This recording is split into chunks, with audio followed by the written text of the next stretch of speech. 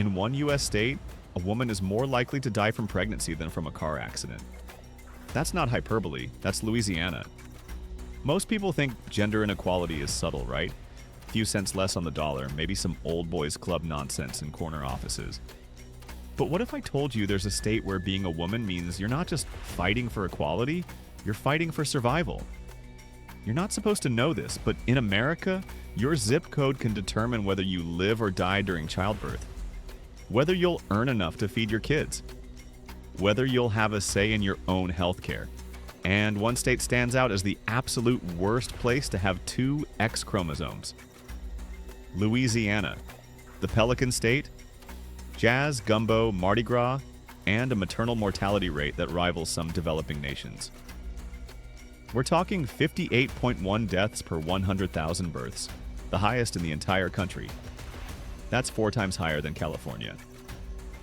For black women in Louisiana, the numbers are even more terrifying, with rates that would make international headlines if anyone actually paid attention. This isn't just about one bad stat. Women in Louisiana earn 73 cents for every dollar a man makes, the worst gender pay gap in America. They're dying from preventable pregnancy complications. They're living in a state that ranks dead last for women's health care. They have almost no political representation, with women making up barely 16% of the state legislature. And the safety situation? Let's just say domestic violence rates are significantly higher than the national average, and the state does almost nothing to protect victims. Louisiana has the highest maternal mortality rate in the United States, at around 58 deaths per 100,000 births, while women earn only 73 cents for every dollar men make, the worst gender pay gap in the nation. The state ranks dead last overall for women's health and reproductive care, with the highest rates of uninsured pregnant women and maternal deaths. Think you know tough places for women? This goes deeper than anything you've seen. One state where your daughter's future is statistically worse than your grandmother's past, where hospitals are closing maternity wards, where childcare costs more than college, and where the political will to fix any of it is basically non-existent. Like this video if you've ever wondered why America has the worst maternal mortality rate of any developed nation. Subscribe so you don't miss the breakdown of how a state in the richest country on earth can fail women this catastrophically. Trust me, by the end of this, you'll understand why thousands of women are packing up and leaving Louisiana, and why the ones who stay are some of the strongest people you'll ever meet. Let's break it down. The death sentence of pregnancy. Let's start with the stat that should make your blood boil. Louisiana's maternal mortality rate is 58.1 deaths per 100,000 births. To put that in perspective, if you live in Louisiana and get pregnant, you're entering a higher risk situation than if you lived in Kazakhstan, Bosnia, or Malaysia. In California, that number is 4 deaths per 100,000. 4. Louisiana's rate is more than 14 times higher. 14. That means a woman in Louisiana is 14 times more likely to die from pregnancy or childbirth complications than a woman in California. Same country, same year, different universe of outcomes. And here's the kicker. 59% of black maternal deaths in Louisiana are preventable, compared to just 9% of white maternal deaths. We're not talking about rare genetic disorders or freak medical emergencies. We're talking about hemorrhaging that goes untreated, blood pressure spikes that get ignored, cardiovascular symptoms that never get followed up on, basic preventable medical care that just doesn't happen. The rate is about 4 times higher for black mothers than it is for white mothers, an issue that comes down to implicit bias. Black women in Louisiana are dying because doctors don't believe their pain, because hospitals in predominantly black areas are underfunded and understaffed, because systemic racism in healthcare isn't just real, it's lethal. Imagine being a woman in Louisiana, feeling that first flutter of life inside you, and knowing that your state has done almost nothing to ensure you'll live to meet your baby. No comprehensive prenatal care programs. The state ranked 46th for deaths of any cause among women ages 15 to 44. Hospitals shuttering their maternity wards because they can't afford to stay open. In 2022, residents of more than 1/3 of U.S. counties had little or no access to maternity care. And Louisiana is one of the worst offenders. The Louisiana Joint Commission acknowledged the crisis and set a goal to reduce maternal deaths by 20% by Mother's Day 2020. Guess what? It didn't happen. The crisis got worse. Because setting goals without funding, without infrastructure, without actually giving a damn about women's lives means nothing. You ever been to a baby shower in Louisiana and wondered if everyone's thinking the same dark thought? That beneath the pastel decorations and tiny onesies, there's this unspoken terror that the mom-to-be might not survive what's supposed to be a natural process? That's the reality. Your baby shower might also be a farewell party, and nobody wants to say it out loud. The paycheck punishment. Okay, so let's say you survive pregnancy and childbirth in Louisiana. Congratulations, you beat the odds. Now get ready for a lifetime of economic punishment just for being a woman. Women in Louisiana earn just 66.7 to 73 cents for every dollar a man earns, the worst gender earnings ratio in the entire nation. Not 80 cents, not 85. 73 cents at best, 66 at worst, depending on which data set you check. That's a gender pay gap of 27 to 33 cents per dollar. Let that sink in. You could be doing the exact same job as your male colleague, with the same education, the same experience, the same hours, and you're taking home a third less. Over a lifetime, that gap translates to hundreds of thousands of dollars. That's retirement savings. That's your kid's college fund. That's the difference between financial security and one medical emergency away from bankruptcy. And it's not like women in Louisiana aren't working. They're working their asses off. But they're concentrated in low-wage jobs, service industries, and positions with zero benefits and zero job security. The poverty rate for women in Louisiana is brutal. The state has the highest level of poverty at 19%, and women bear the brunt of it. Want to start your own business to escape the wage gap? Good luck. Louisiana doesn't exactly roll out the red carpet for women entrepreneurs. The state ranks near the bottom for women-owned businesses, and even when women do manage to start companies, they generate significantly less revenue than male-owned firms because of lack of access to capital, mentorship, and networking opportunities. The really messed up part? If progress continues at the current rate since 1960, the disparity between women's and men's earnings in the United States overall will not close until the year 2058. And that's nationally. In Louisiana, where progress moves at the speed of molasses in January, we're talking maybe 2075. If ever. Picture this. You're a single mom in Baton Rouge, working 2 jobs just to keep a roof over your head. You're making $35,000 a year while your male coworker with less experience pulls in $53,000. Your car breaks down, and suddenly you're choosing between fixing it or paying rent. Your kid needs new shoes, but the water bill is due. And you look at your paycheck and think, this is what my time is worth in Louisiana? This is what I get for working 60-hour weeks? And before you think education is the solution, think again. Louisiana ranks near the bottom for educational opportunities for women, too. Yeah, women can go to college, but they'll graduate with debt and still face that same wage gap. Still face the same limited opportunities, still face the same glass ceiling that's more like reinforced concrete. Let's talk about healthcare, because surviving childbirth is just the beginning of Louisiana's medical nightmare for women. Louisiana ranks dead last at 51st overall for women's health and reproductive care, with the worst rankings on health outcomes and quality of care. That's not 50th.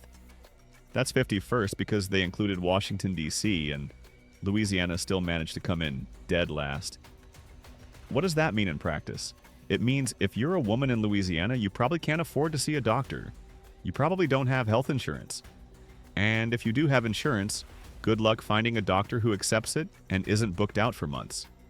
The state has the highest rates of uninsured pregnant women. Think about that. Women who are literally growing human beings inside them can't afford to see a doctor. They're going through pregnancy with zero prenatal care, showing up at emergency rooms when they're in labor, hoping for the best. It's not healthcare. It's playing Russian roulette with 2 lives. And it's not just pregnancy. Louisiana had some of the highest rates of infant mortality, preterm births, mental health problems, and syphilis infections. Women are dying earlier in Louisiana than almost anywhere else in America. The state ranked 46th for deaths of any cause among women, ages 15 to 44. You know what really grinds my gears? More people are getting breast and cervical cancer screenings in Louisiana than in most places, but the state still had among the highest rates of breast and cervical cancer deaths. So women are doing everything right, getting screened, catching cancer early, and they're still dying. Because screening means nothing if you can't afford treatment, if the nearest oncologist is 100 miles away, if your insurance denies your claim. Louisiana hasn't expanded Medicaid, leaving nearly 800,000 women uninsured or underinsured.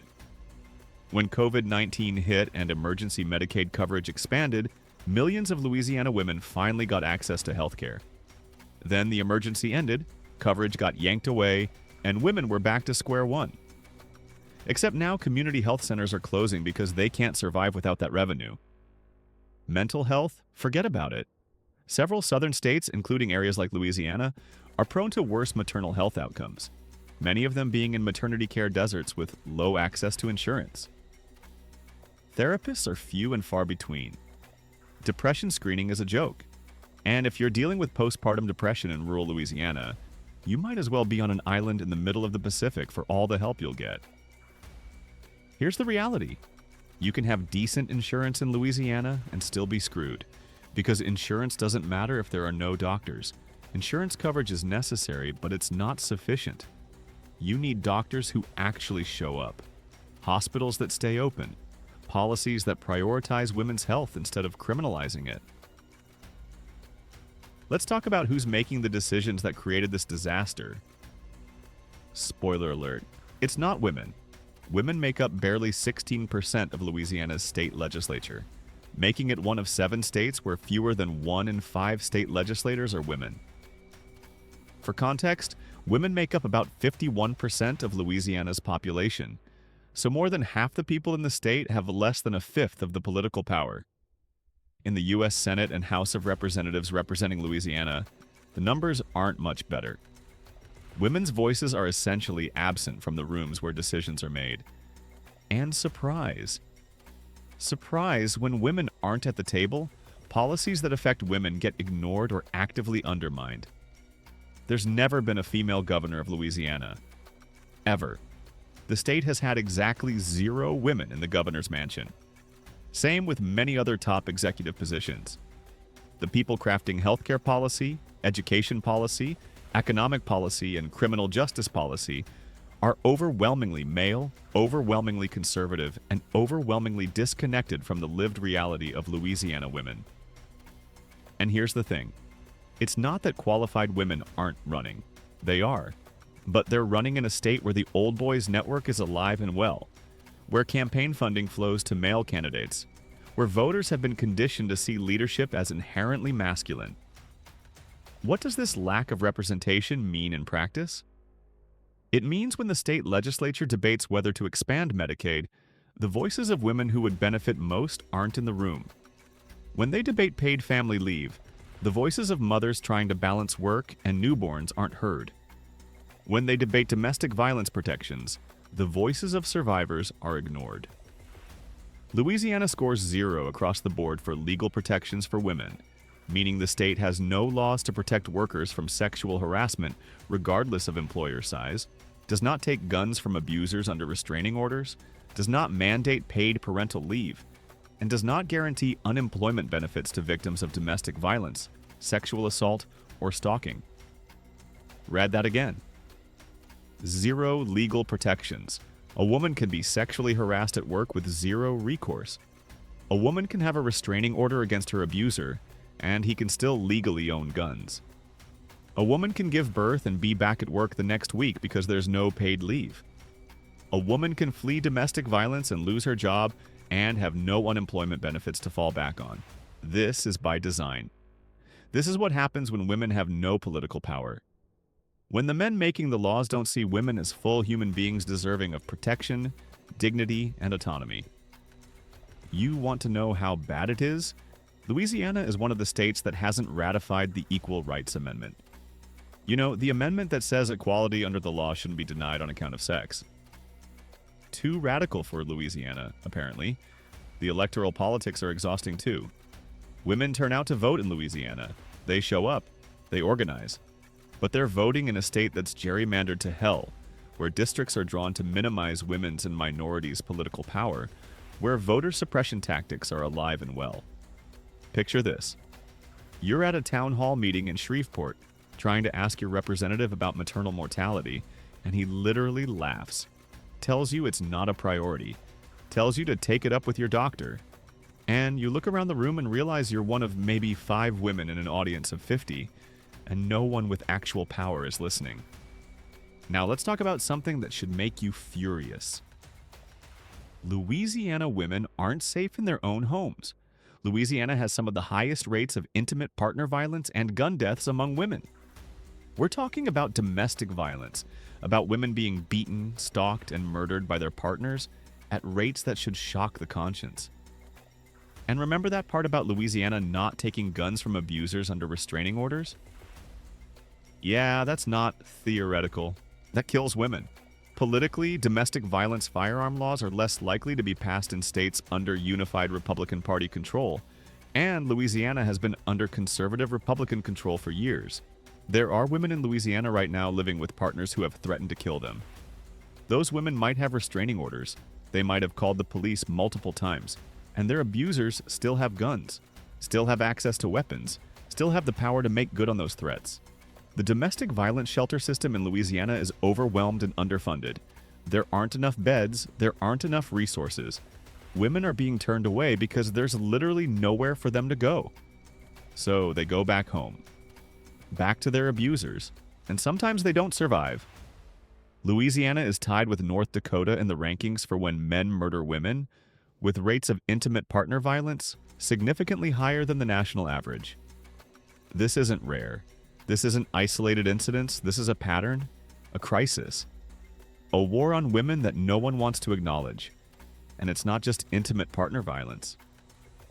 Sexual assault rates in Louisiana are high, conviction rates are low, and the support systems for survivors are pathetic. Rape kits sit untested for years. Cases go unprosecuted. Survivors are re-traumatized by a criminal justice system that treats them like the problem. Remember, Louisiana has the highest incarceration rate in the nation. The state has the nation's highest incarceration rate with 680 incarcerated individuals for every 100,000 residents. They'll lock up people for drug possession faster than you can blink. But a man who beats his wife? A man who violates a restraining order? The system suddenly has better things to do. There's also the issue of police response. In rural areas of Louisiana, if you call 911 for domestic violence, you might wait an hour for a response. Might wait longer. Might wait until it's too late. And even when police do show up, there's a culture of minimizing domestic violence, of treating it as a family matter, of telling women to work it out. A dual arrest is where a police officer might come to a scene where domestic abuse has been reported and arrest both parties, meaning women who fight back in self-defense get arrested alongside their abusers. Get criminal records, lose custody of their kids. The system punishes survival. And let's talk about the emotional toll. Living in Louisiana as a woman means living with hypervigilance, means always watching your drink at a bar, means never walking alone at night, means keeping your keys between your fingers like makeshift brass knuckles. Nearly 60% of women in Louisiana are afraid to walk alone at night in their own neighborhood, compared with around 25% of men. Think about that stat. 60%. More than half of Louisiana women don't feel safe in their own neighborhoods after dark. That's not freedom. That's not security. That's living in a constant state of fear. Picture this. You're a college student in New Orleans walking back to your dorm after an evening class. It's barely 8 p.m., not even late, but your heart is pounding. You've got your phone ready to dial 911. You're texting your roommate your location every 5 minutes. Because you know the stats. You know Louisiana doesn't protect women. You know that if something happens to you, there's a good chance your case will never be solved. Your attacker will never face justice, and people will ask what you were wearing, why you were out alone, why you didn't make better choices. Let's circle back to economics, because the wage gap is just the tip of a much larger iceberg of economic injustice. Louisiana has the lowest school spending in the nation and the highest poverty levels at 19%. Women are disproportionately affected by poverty, especially single mothers who make up a huge percentage of Louisiana's poor. Childcare in Louisiana is a nightmare. It's expensive, hard to find, and often substandard. Women who want to work full-time can't afford childcare on Louisiana wages. So they work part-time, or they don't work at all, or they cobble together informal arrangements that may or may not be safe. There's no state-mandated paid family leave in Louisiana. Zero. Zilch.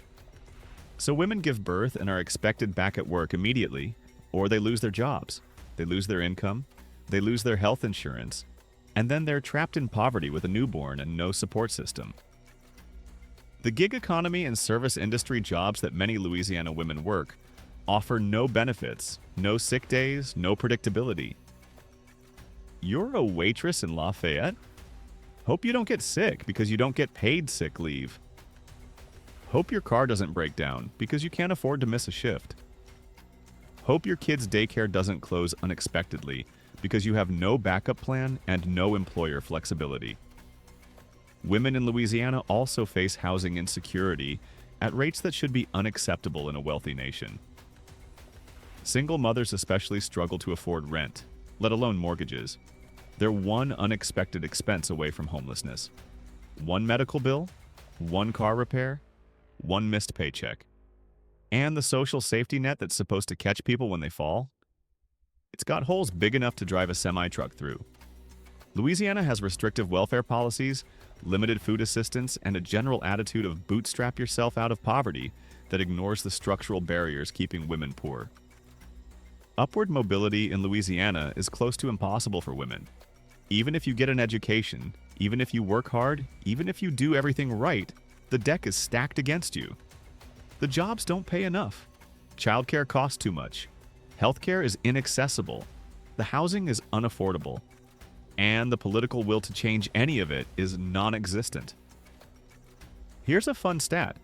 Louisiana has not expanded Medicaid under the Affordable Care Act, so some residents fall into an income level that would make them eligible but cannot access coverage. Actually, wait, that's not quite right. Louisiana did eventually expand Medicaid in 2016, but not before leaving hundreds of thousands of residents, disproportionately women, without coverage for years. And even with expansion, the eligibility requirements are strict, the bureaucracy is overwhelming, and many women still fall through the cracks. You make slightly too much to qualify for Medicaid, but not nearly enough to afford private insurance? Congratulations, you're screwed. Think about being a woman in Louisiana working full-time at minimum wage. You're making about $15,000 a year before taxes. Your rent is $800 a month. Utilities are another $150. Food for you and your kid is $400 if you're being extremely frugal. Childcare is $600. Transportation is $200. That's $150 a month, or about $2,500 to $800 a year. You're earning $15,000. The math doesn't math, so you get a second job. You work 60, 70, 80 hours a week. You never see your kid. You're exhausted, stressed, probably depressed, and you're still broke. Still one emergency away from disaster. Still trapped in a system designed to extract every ounce of your labor while giving you nothing in return. The intersection of all these failures. Here's where it all comes together in the most depressing way possible. If you're a black woman in Louisiana, every single one of these problems is exponentially worse. Black women in abortion-banned states, which includes Louisiana, face a maternal mortality rate of 60.9 deaths per 100,000 live births, significantly higher than the rate for white women at 18.2 or Latina women at 18.2. Triple the risk, not because of genetics or behavior, but because of systemic racism in healthcare. Black women in Louisiana are more likely to be poor, more likely to be uninsured, more likely to work minimum wage jobs with no benefits, more likely to be victims of violence, and less likely to have political representation. The intersection of racism and sexism creates a perfect storm of oppression. And it's not just black women. Latina women, Native American women, Asian women, LGBTQ plus women, disabled women, immigrant women. Any woman in Louisiana who belongs to a marginalized group faces compounded discrimination and barriers. Racial gaps among American women are most prevalent in college completion, maternal mortality, and state legislative representation, with black and Native American women 2 to 3 times more likely to die of pregnancy-related causes than white women. The kicker? Louisiana has a rich cultural history of strong women. Black women especially have been the backbone of Louisiana communities for generations. They've organized, they've resisted, they've survived despite everything the state has thrown at them. And still, the state treats them as disposable. So why is Louisiana so uniquely terrible for women? Why not Mississippi or Alabama, which also rank poorly? Louisiana has a perfect storm of factors. Deep poverty that predates the Civil War, a political culture that's conservative even by Southern standards, an economy based on extractive industries, oil, gas, petrochemicals, that have enriched a few at the expense of the many, corruption that's legendary even by American standards, a carceral state that locks people up faster than any other state in the nation, but does nothing to address root causes of crime or violence. Add to that a healthcare system that's been gutted by decades of underfunding, an education system that ranks among the worst in the nation, a social safety net with more holes than net, and a political class that's more interested in culture war theatrics than actually improving people's lives. U.S. News and World Report ranks Louisiana the worst state in the nation, as it has every year since 2017, with low performance across all metrics, especially crime and education. This isn't new. This isn't a sudden decline. Louisiana has been failing its residents, especially its women, for a very long time. And the response from state leadership? Thoughts and prayers? Bootstrap rhetoric? Blaming women for their own oppression. Passing laws that make things worse, not better. Defunding the few programs that actually help. Criminalizing survival strategies. There's also a cultural component. Louisiana has this image of being fun-loving, laid back, laissez les bon temps rouler. But underneath the party atmosphere is deep dysfunction. Gender roles are rigid. Women are expected to be mothers, caregivers, supporters, but not leaders. Feminism is a dirty word. Speaking up about inequality gets you labeled as troublemaker, as not respecting tradition. And tradition in Louisiana often means accepting things as they've always been. Even when the way things have always been means women dying in childbirth, living in poverty, and suffering violence with no recourse. Here's the thing, though. Despite all of this, there are women in Louisiana who stay, who fight, who organize, who build mutual aid networks and support systems and grassroots movements. There are women running for office despite the odds. Women opening health clinics in underserved areas. Women starting businesses that hire other women and pay them fairly. Women protesting at the state capitol, demanding change. Women raising the next generation to be better, to demand better. Some women stay because Louisiana is home, because their families have been there for generations, because they're not about to let a broken system chase them out. Some stay because they can't afford to leave, because moving costs money they don't have. Some stay because they're caring for elderly parents or disabled family members who can't relocate. And some stay because they're stubborn as hell and refuse to let Louisiana break them. These women are heroes. Every day they wake up in a state that doesn't value them, doesn't protect them, doesn't support them, and they keep going anyway. They raise their kids, they work their jobs, they take care of their communities, they survive. But survival shouldn't be the goal. Survival is the bare minimum. Women in Louisiana deserve more than just surviving. They deserve to thrive. They deserve safety, healthcare, economic opportunity, political representation, and basic human dignity. What's the future look like for women in Louisiana? Not great unless something dramatic changes. The state's population is declining. Louisiana continues to rank among the worst states for various quality of life metrics, and people, especially young, educated people, are leaving. And who can blame them? Why would you stay in a state that treats you as a second-class citizen? The brain drain is real. Young women who grow up in Louisiana, get educated, and realize there's a whole country out there where they might actually have opportunities. They leave. They go to Texas, to Georgia, to Colorado, to anywhere that offers something Louisiana doesn't. The women who can't leave, who are trapped by poverty, by family obligations, by lack of options, they're stuck. They're stuck in a state that's declining, that's getting poorer, that's getting more desperate. And that's doubling down on the same failed policies that created the crisis in the first place. Climate change is going to hit Louisiana hard. Hurricanes are getting stronger. Flooding is getting worse. Coastal erosion is accelerating. And when disaster strikes, women and children are always the most vulnerable. They're the ones who can't evacuate because they don't have cars or money. They're the ones left behind in shelters. They're the ones whose lives are destroyed while wealthy people file insurance claims and rebuild. The political trajectory isn't encouraging either. Louisiana keeps electing the same type of politicians who created this mess. The same politicians who prioritize corporate interests over people. The same politicians who cut social services while giving tax breaks to oil companies. The same politicians who treat women's rights as negotiable. Unless there's a massive political shift, and there's no indication that's coming, Louisiana will continue to be the worst state in America to be a woman.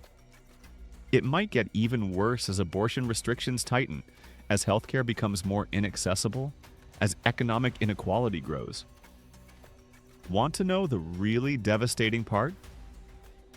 In 2023, Texas's maternal mortality rate was 155% higher than California's, and Latina mothers in Texas faced nearly triple the risk of maternal mortality as those in California, while white mothers in Texas faced more than double the risk, and Louisiana is worse than Texas. California and Louisiana are both states in the United States of America. They're operating under the same federal constitution, same federal laws, same national economy. And yet, a woman in California is roughly 14 times less likely to die in childbirth than a woman in Louisiana. That's not because California women have different biology. It's because California made policy choices that Louisiana didn't. California expanded Medicaid. California invests in maternal health programs. California has paid family leave. California has gun laws that remove weapons from domestic abusers. Are things perfect for women in California? Hell no. There's still a wage gap. There's still violence. There's still work to be done. But compared to Louisiana, California is paradise. And it's not just California. Compare Louisiana to Massachusetts, to Vermont, to Minnesota, to any of the top-ranked states for women. The gap isn't small, it's enormous. It's the difference between a state that sees women as full human beings deserving of rights, dignity, and support, and a state that sees women as incubators and cheap labor. This should enrage you. This should make you furious, because it proves that women's suffering in Louisiana isn't inevitable. It's not natural. It's not just the way things are, it's a choice. A series of choices made by people in power who decided that women's lives don't matter as much as corporate profits, as ideological purity, as maintaining the status quo. Let me paint you one more picture of what it's actually like to be a woman in Louisiana right now. You're 28 years old. You have a bachelor's degree, which you're still paying off. You work as a teacher in a public school in Monroe, making about $38,000 a year. Your male colleague who teaches the same grade makes $52,000. You've asked about the discrepancy. You were told he has more experience even though he started the same year you did. You're pregnant with your first child. You have insurance through your school, but your OB is 40 minutes away because the closer clinic shut down. You go to your appointments when you can, missing work because the OB doesn't have evening hours, losing pay, because Louisiana doesn't have paid sick leave. At 32 weeks, you develop preeclampsia. Your blood pressure is dangerously high. Your doctor wants to monitor you closely, but your insurance fights every test, every appointment. You're terrified, but you keep working because you need the income and you need the insurance. You give birth at 37 weeks via emergency C-section. Your baby is healthy, thank God. You're not. You have complications, you need pain medication, you can barely move. The hospital sends you home after 2 days because your insurance won't cover a longer stay. You're back at work 6 weeks later because that's all the unpaid leave you could afford to take. Your C-section incision hasn't fully healed. You're exhausted, probably depressed, definitely not ready to be back in a classroom with 25 second graders. Your childcare costs $800 a month. After rent, utilities, student loans, and childcare, you have about $200 left for food, gas, and anything else that comes up. You qualify for WIC, but not for other assistance. You're not poor enough, apparently, just poor. Louisiana, a state where pregnancy is more dangerous than it is in some war zones, where your paycheck is worth 27 cents less than a man's for the exact same work, where healthcare is essentially a luxury item. Would you ever move to Louisiana knowing all of this? Drop your thoughts in the comments below, and if you're a woman currently living in Louisiana, I want to hear from you. What's your experience? What keeps you there? What would make you leave? This isn't just about one state. Louisiana is the worst, but it's not alone. This is about what happens when we allow any state to treat half its population as expendable. When we normalize inequality. When we accept that geography should determine whether you live or die, thrive or barely survive. Hit that like button and subscribe if you want to see more deep dives into the issues nobody talks about. And share this with someone who needs to know the truth about Louisiana. Because the first step to fixing a problem is admitting it exists.